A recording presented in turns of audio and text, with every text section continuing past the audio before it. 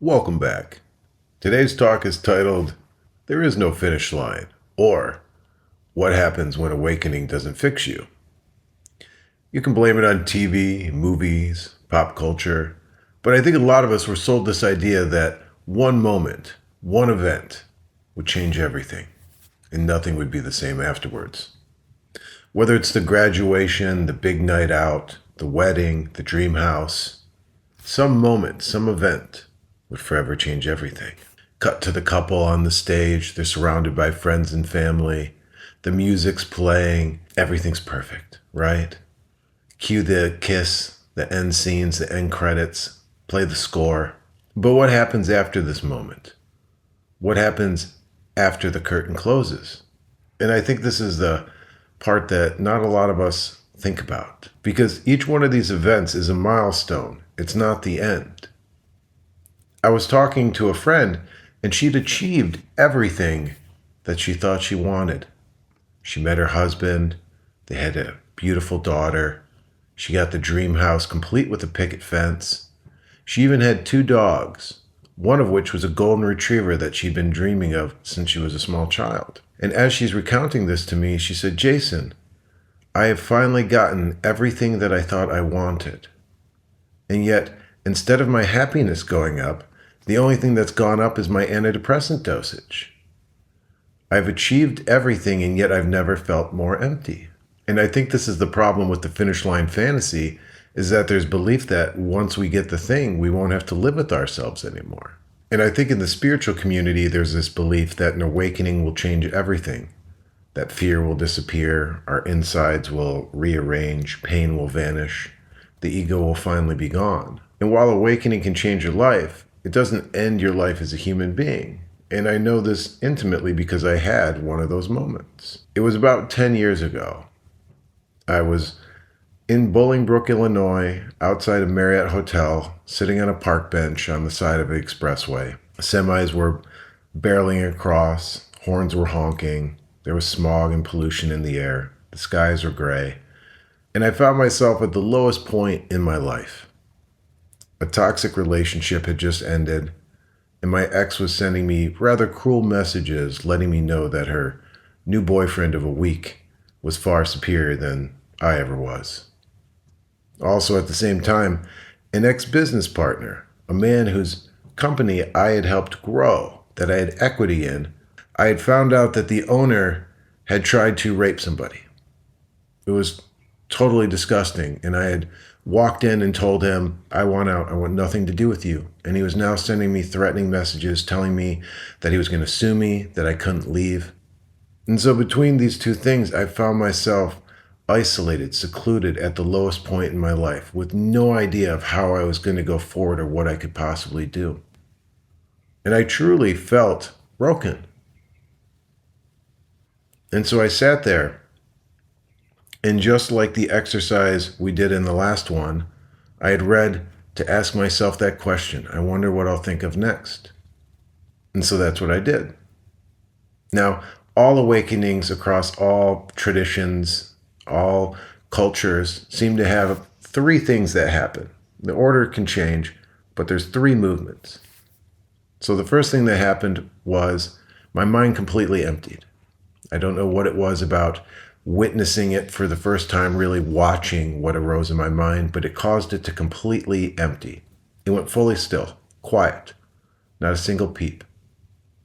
And with that stillness, a nervous system that had been bracing my entire life, that had never dealt with the grief and loss of my best friend or my neighbor that was like my second mom, any of the traumas that I'd never dealt with, and thus had been bracing all this time, finally felt safe enough to relax.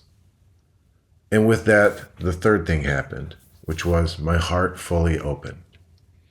It was like 3 knobs that had been slightly turned off, closed off, fully all aligned, like a hose that had unkinked.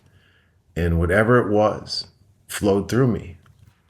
And depending on how you were raised, you can call this divinity with Christ love, Christ consciousness, liberation, presence, pure surrender, unity with the divine, whatever you want to call it.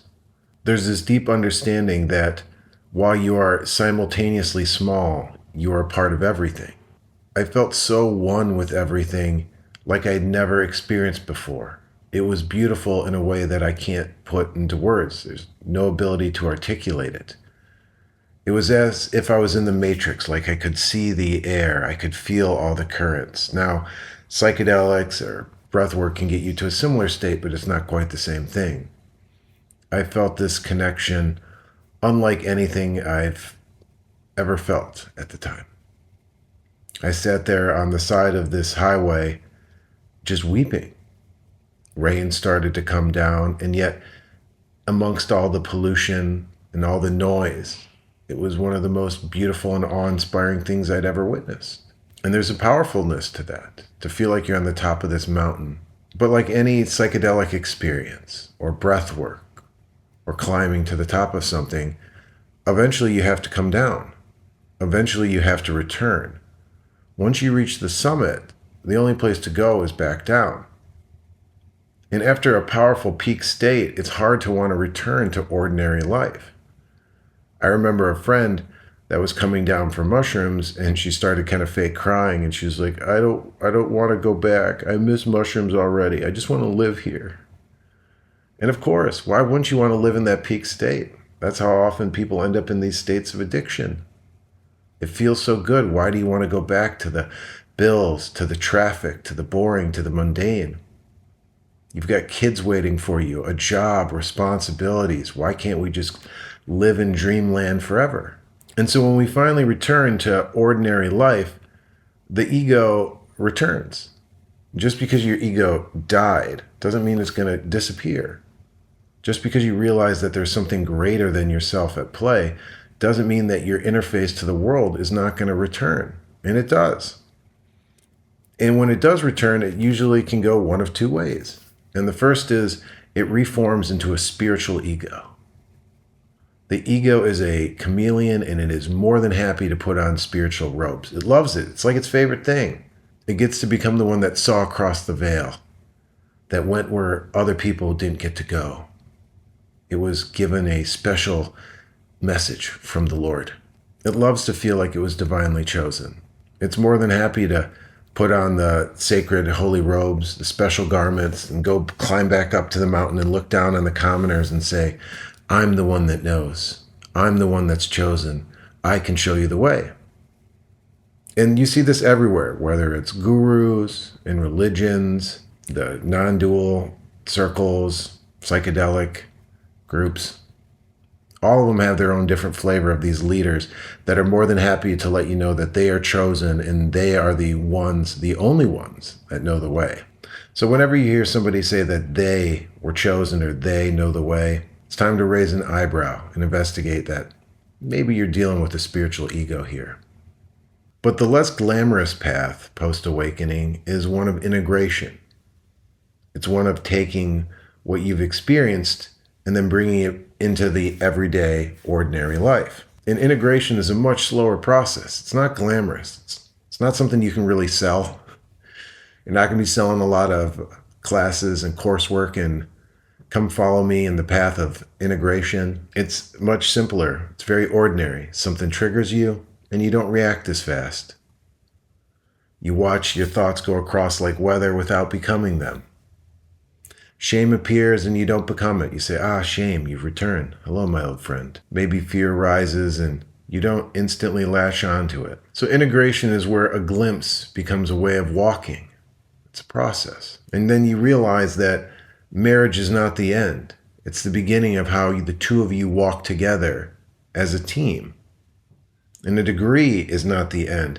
It's the beginning of what you do with the knowledge that you learned. And moving is not the end. It's just giving you a new place to meet yourself.